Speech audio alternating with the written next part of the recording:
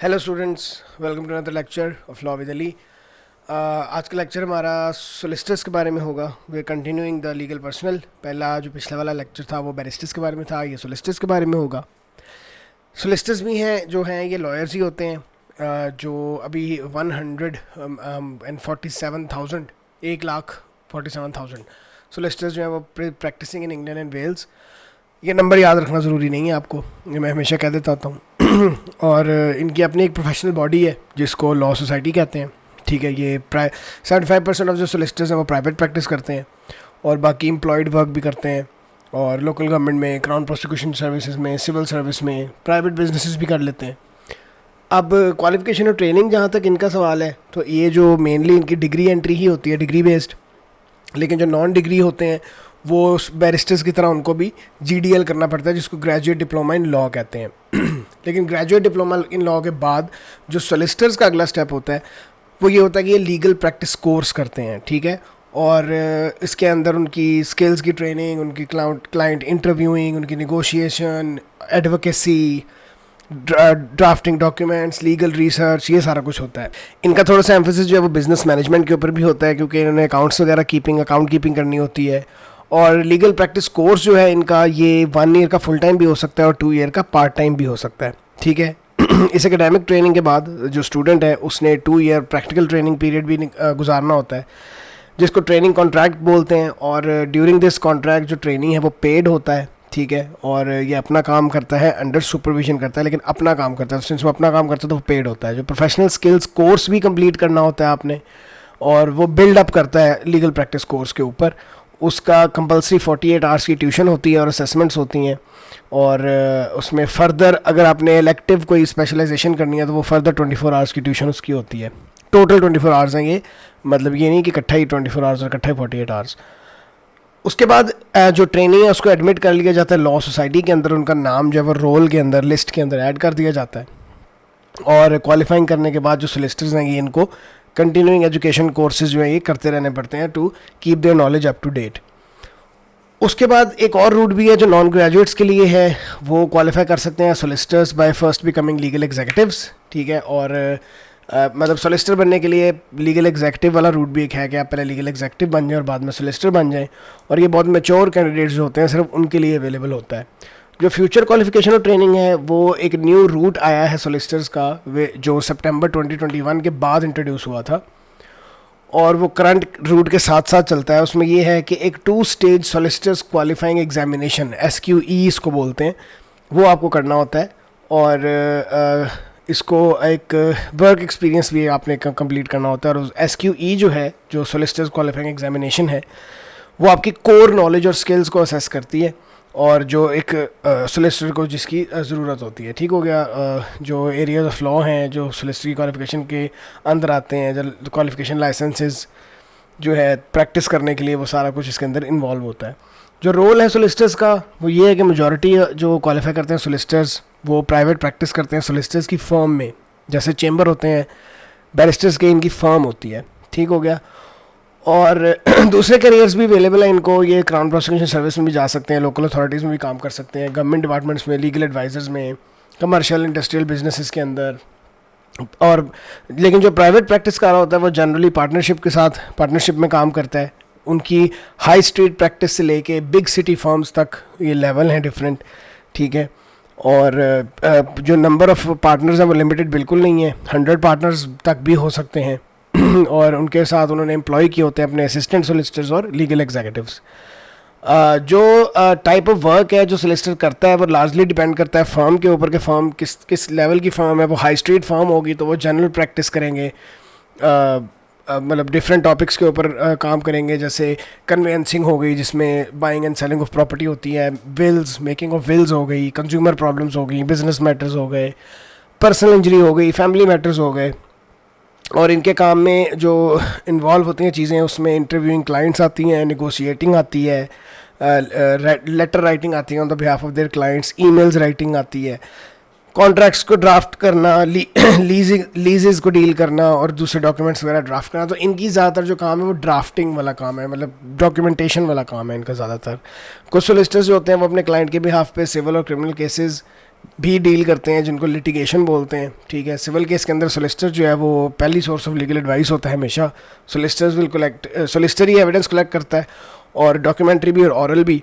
अगर case straight forward होगा तो खुद ही वो पेपर प्रिपेयर करेगा और कोर्ट पे इशू करेगा कोर्ट पेपर्स को, और he may even carry out advocacy as well, मतलब वो रिप्रेजेंट भी खुद ही कर देगा स्ट्रेट फॉरवर्ड केसेस के अंदर, ठीक है, usually in the county court. लेकिन अगर केस ज़्यादा कॉम्प्लेक्स होगा तो सोलिसिटर को फिर इंस्ट्रक्ट करना पड़ेगा बैरिस्टर को, और बैरिस्टर जो है वो सारा कुछ करेगा, मतलब बैरिस्टर ही पेपर्स को ड्राफ्ट करेगा और सब कुछ, एडवोकेसी भी फिर बैरिस्टर ही करेगा। और फिर जो सोलिसिटर है वो सिर्फ बैरिस्टर को through out the case support करता है, कोई फर्दर एविडेंस ऑब्टेन करना है या जो भी करना है। क्रिमिनल केसेस के अंदर सोलिसिटर जो है वो इनिशियली क्लाइंट को मिलता है जाके पुलिस स्टेशन में। आपने ये पेस में पढ़ा भी था कि सोलिसिटर हो सकता है, होना चाहिए साथ जब भी इंटरव्यू हो रहे हैं, क्वेश्चनिंग हो रही है सस्पेक्ट की in a police station, detained suspect की, तो ही हैज़ अ राइट कि उसके साथ सोलिसिटर प्रेजेंट हो। तो ये वही बात दोबारा हो रही है कि जो पहली एडवाइस होती है, जो पहले मीटिंग होती है, वो आपकी सोलिसिटर के साथ ही होती है, ठीक हो गया। वही इंटरव्यूज़ में बैठता है, वही सब कुछ करता है। और जब पुलिस चार्जेस लगा देती है बंदे पे, तो सोलिसिटर जो है वो डिटेल लेता है प्रोसिक्यूशन केस की, और डिस्क्लोजर जो, क्योंकि वो याद है आपने डिस्क्लोजर का भी पढ़ा हुआ है क्रिमिनल प्रोसेस के अंदर, कि डिस्क्लोजर के थ्रू प्रोसिक्यूशन ने बताना होता है डिफेंस को कि हमारे पास क्या क्या सबूत है और क्या क्या कुछ है। डिफेंस ने भी सारा कुछ डिस्क्लोज करना होता है प्रोसिक्यूशन के सामने, और फिर वो एडवाइस करता है क्लाइंट को कि स्ट्रेंथ ऑफ एविडेंस उनके पास क्या है और हम कैसे इसको डिफेंड कर सकते हैं। समरी और ट्रायबल आइदर वे में, मैजिस्ट्रेट कोर्ट में अगर वो चल रहा है ट्रायबल आइदर वे और समरी है, तो सोलिसिटर एडवोकेसी कर सकता है, रिप्रेजेंट भी कर सकता है। लेकिन फिर वही बात है कि अगर triable either way Crown Court में चला गया या इंडिक्टेबल ऑफेंस है, तो solicitor is likely to brief a barrister, उसको बैरिस्टर की ज़रूरत पड़ेगी। और फिर वही है कि बैरिस्टर जो है वो कैरी आउट करेगा एडवोकेसी को, और सोलिसिटर उसको through out the case support करेगा। स्पेशलाइजिंग की जहाँ तक बात आती है तो कुछ सोलिसिटर्स जो हैं वो वैरायटी ऑफ वर्क करते हैं, लेकिन कुछ सोलिसिटर जो हैं वो स्पेशलाइज कर लेते हैं इन वन पर्टिकुलर फील्ड। और वो हो सकता है ऐसा भी कि वो उस फर्म का हिस्सा हो जो फर्म ही उस एक पर्टिकुलर फील्ड को डील करती है, ठीक हो गया। और फर्म में specialise in family matters as well. जो लार्ज सिटी फर्म्स हैं वो स्पेशलाइजेशन ज़्यादा करती हैं, ठीक है, क्योंकि वो ज़्यादातर एक पर्टिकुलर क्लाइंटेज होता है उनका, एक पर्टिकुलर किस्म का, तो वो उन जिस तरह की उनकी क्लाइंटेज की डिमांड होती है वो उसी किस्म की स्पेशलाइजेशन कर लेती है, तो वो पूरी फर्म उसी तरीके का काम करती है, वो यूजुअल वैरायटी ऑफ वर्क फिर नहीं करती। तो ज़्यादातर ये जो स्पेशलाइजेशन वाला काम है ये हायर लेवल ऑफ फर्म्स में होता है। जो लोअर लेवल ऑफ फर्म है, हाई स्ट्रीट, जिसको हाई स्ट्रीट प्रैक्टिस करते हैं, उसमें स्पेशलाइजेशन इतनी नहीं होती। एडवोकेसी की जहाँ तक बात करें तो टेक्निकली स्पीकिंग एडवोकेसी जो है वो बैरिस्टर्स का काम है, सोलिसिटर्स का काम नहीं है। सोलिसिटर्स का काम ड्राफ्टिंग का है, लिटिगेशन का है। बैरिस्टर्स का काम है कि वो रिप्रेजेंट करें क्लाइंट को कोर्ट के अंदर और एडवोकेसी कैरी आउट करें। लेकिन अब जितने भी सोलिसिटर्स हैं उनको rights of audience lower court में हैं, मतलब काउंटी कोर्ट सिविल के लिए और मैजिस्ट्रेट कोर्ट क्रिमिनल के लिए। सोलिसिटर्स अब एडवोकेसी का राइट रखता है, सोलिसिटर रिप्रेजेंट कर सकता है अपने क्लाइंट को कोर्ट के अंदर। 2015 से एक नया सिस्टम ऑफ एक्रेडिटेशन आया था for criminal advocates to gain higher rights of audience, ठीक है। इसमें लेवल्स बना दिए उन्होंने कि क्रिमिनल केसेस में प्रेजेंट करने के लिए आपके लेवल्स होंगे। जो लेवल 1, जैसे हमने बैरिस्टर में पढ़ा था कि बैरिस्टर्स को तो अनलिमिटेड है ना rights of advocacy, rights of audience, इनको लिमिटेड है। लेवल 1 जो है वो मैजिस्ट्रेट कोर्ट तक कर सकता है एडवोकेसी, लिमिटेड टू क्राउन, और क्राउन कोर्ट तक भी इन अ लिमिटेड लेवल। फिर प्रोग्रेशन अगर लेवल 2 तक हो जाती है, less serious trials crown court के अंदर भी कर सकता है, ठीक हो गया। लेकिन सोलिसिटर को इस चीज़ के लिए असेस किया जाता है एट एन असेसमेंट सेंटर, ठीक है। और असेसमेंट के बाद बाय जजेस भी उनको असेस किया जाता है ट्रायल्स के अंदर। अगर वो सक्सेसफुल हो जाए लेवल 2 में भी, then they are able to progress to higher levels and by further assessment, मतलब उनको देखा जाता है कि if they can properly advocate और नॉट, फिर वो आगे जा सकते हैं, वरना वो आगे नहीं जा सकते। जो सोलिसिटर्स होते हैं एडवोकेसी क्वालिफिकेशन के लिए, they are eligible to be appointed as Queen's Counsel, ठीक है, और they can also be appointed as जजेस। इनकी जो रेगुलेशन है, रेगुलेट क्या करता है इन्हें, एक बात मैं आपको बता दूं यहाँ पे बहुत इंपॉर्टेंट कि बैरिस्टर और सोलिसिटर का एक ये फ़र्क है कि जो सोलिसिटर होता है, जो बैरिस्टर होता है, वो अपने क्लाइंट के साथ इन कॉन्ट्रैक्ट नहीं होता। उसके खिलाफ आप सिर्फ नेग्लिजेंट एडवोकेसी का केस कर सकते हैं, ब्रीच ऑफ कॉन्ट्रैक्ट का केस नहीं कर सकते। लेकिन जो एक सोलिसिटर होता है वो अपने क्लाइंट के साथ कॉन्ट्रैक्ट में होता है, ठीक है, क्योंकि सोलिसिटर का काम ऐसा है कि आप उसको जब एक काम देते हो, कोई बिल बनाने की, कोई और काम करने की, कोई डॉक्यूमेंटेशन करने की, उनके बिहाफ पे कोई लेटर लिखना है, ईमेल लिखनी है, तो ये एक काम है जो इन अ कॉन्ट्रैक्ट आप उसके साथ कर रहे हो। तो सोलिसिटर के साथ आप इन अ कॉन्ट्रैक्ट होते हो, तो सोलिसिटर को आप दोनों तरीके से सू कर सकते हो। उसको ब्रीच ऑफ कॉन्ट्रैक्ट से भी सू कर सकते हो और उसको नेग्लिजेंट एडवोकेसी के थ्रू भी सू किया जा सकता है। और इवन सोलिसिटर भी अपने क्लाइंट को सू कर सकता है फॉर आउटस्टैंडिंग फ़ी, ठीक है। तो दोनों एक दूसरे को कर सकते हैं। पहले ये एक रूल था कि सोलिसिटर्स जो हैं, जो एडवोकेट्स हैं, सोलिसिटर बैरिस्टर्स, वो they can not be sued for negligence, उनके पास इम्यूनिटी थी। लेकिन अब वो इम्यूनिटी ख़त्म हो चुकी है।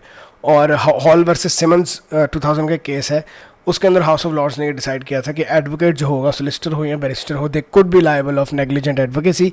हॉल वर्सेस सिमंस के बाद अब उनकी जो इम्यूनिटी है वो ख़त्म कर दी गई है, ठीक हो गया। और सोलिसिटर्स जो हैं they are liable in negligence as well, वो नेग्लिजेंट भी हो सकते हैं, ठीक है। अगर क्लाइंट्स हैं और वो उनके नेग्लिजेंट वर्क से इफेक्ट हुए हैं, और इवन वो लोग भी, मतलब बेशक क्लाइंट इफेक्ट नहीं हुआ लेकिन उनके नेग्लिजेंट की वजह से कोई और बंदा भी इफेक्ट हो गया, तो भी वो नेग्लिजेंट एडवोकेसी के लिए सू किए जा सकते हैं। फॉर एग्जांपल जैसे वाइट वर्सेस जोन्स के अंदर एक विल नहीं लिखी थी सोलिसिटर की फर्म ने, डिले कर दिया मैटर, वो बंदा मर गया, और उस बंदे के मरने की वजह से और विल डिले होने की वजह से, क्योंकि विल नहीं लिखी गई, तो उस बंदे की जो प्रॉपर्टी थी, जो एसेट्स थे, वो उसकी बेटियों को नहीं मिले। तो उनकी बेटियाँ, तो वो क्लाइंट नहीं थी सोलिसिटर की, लेकिन उनकी बेटियों ने केस कर दिया उस पर, सोलिसिटर्स की फर्म पे, और सोलिसिटर्स की फर्म ने फिर वो जितना भी एसेट थे, वो जितना भी प्रॉपर्टी उसने देनी थी उनको, वो सोलिसिटर की फर्म ने उन बेटियों को दी एज डैमेजेस, एज कंपनसेशन। अच्छा, एक तो रेगुलेशन ये हो गई कि उनके ऊपर केस हो सकता है ब्रीच ऑफ कॉन्ट्रैक्ट का भी और नेग्लिजेंट एडवोकेसी का भी। उसके बाद जो रेगुलेशन दूसरी है उसकी वो लॉ सोसाइटी है, जो इनकी गवर्निंग बॉडी है। सोलिसिटर्स जो हैं वो उनके सोलिसिटर के इंटरेस्ट को प्रोटेक्ट करती है, और ऑलमोस्ट 200 ईयर्स पुरानी ये लॉ सोसाइटी है, और जितने भी प्रैक्टिसिंग सोलिसिटर्स हैं वो इनके मेंबर होते हैं, ठीक है। और उनकी एक वेबसाइट भी बनी हुई है। ये सपोर्ट करते हैं जो सोलिसिटर्स की वॉइस है, प्रोफेशन की वॉइस है, उसको दे मेक श्योर कि वो सुनी जा रही है in the parliament, in the government office, ताकि उनके कोई भी राइट्स हैं, कोई भी उनका हक है वो उन्हें मिले, या उनकी प्रोग्रेस हो, या ठीक है। उसके बाद एक सोलिसिटर्स रेगुलेटरी अथॉरिटी भी है जो डील करती है कंप्लेंट्स से, the complaints about professional misconduct of solicitors, ठीक है। अगर कोई प्रोफेशनल मिसकंडक्ट है और आप सोलिसिटर की शिकायत लगाना चाहते हैं, तो you can use the Solicitors Regulatory Authority. If there is evidence of serious professional misconduct, तो वो सोलिसिटर को सोलिसिटर्स डिसिप्लिनरी ट्रिब्यूनल को रेफ़र करते हैं। जो ट्रिब्यूनल है वो कंप्लेंट को देखता है, सुनता है, ठीक है। उसके ऊपर अगर वो प्रूव हो जाता है कि कंप्लेंट सच्ची है, तो वो फ़ाइन भी कर सकता है सोलिसिटर को, रेप्रीमेंड भी कर सकता है, ज़्यादा सीरियस केस हो तो सस्पेंड कर सकता है सोलिसिटर को फ्रॉम द रोल, और so that they can not practice for a certain time. और अगर और भी ज़्यादा सीरियस मैटर हो तो इवन स्ट्राइक ऑफ भी कर सकता है सोलिसिटर का नाम from the roll, so they are prevented from practising again as a solicitor forever, ठीक है। सो इसके साथ ही हमारी सोलिसिटर की ये लेक्चर ख़त्म हो जाता है। हाँ, ये आप बात याद रखें कि अगर इससे कोई शॉर्ट क्वेश्चन, छोटा क्वेश्चन आया 2 मार्क्स का, तो अक्सर वो रेगुलेशन का पूछ लेते हैं, रेगुलेटरी बॉडीज़ कौन सी हैं सोलिसिटर्स की। तो इसकी एक सोलिसिटर्स रेगुलेटरी अथॉरिटी है और एक लॉ सोसाइटी है। और अगर आप बात करें बैरिस्टर्स की, कि उनकी 2 रेगुलेटरी अथॉरिटीज़ जो हैं, रेगुलेटरी कौन करता है, उनकी रेगुलेशन कौन करता है, तो उसकी जो 2 रेगुलेशंस थी, वो एक general council of the bar थी और एक बार स्टैंडर्ड्स बोर्ड थी। तो ये बैरिस्टर और सोलिसिटर्स हमारे कंप्लीट हो गए हैं। नेक्स्ट लेक्चर में अपलोड कर दूंगा, वो लीगल एग्जीक्यूटिव्स के बारे में होगा, और उसके बाद हमारा ये चैप्टर भी ख़त्म हो जाएगा, और फिर हमारा लास्ट चैप्टर सिर्फ रह जाएगा। अल्लाह हाफिज़।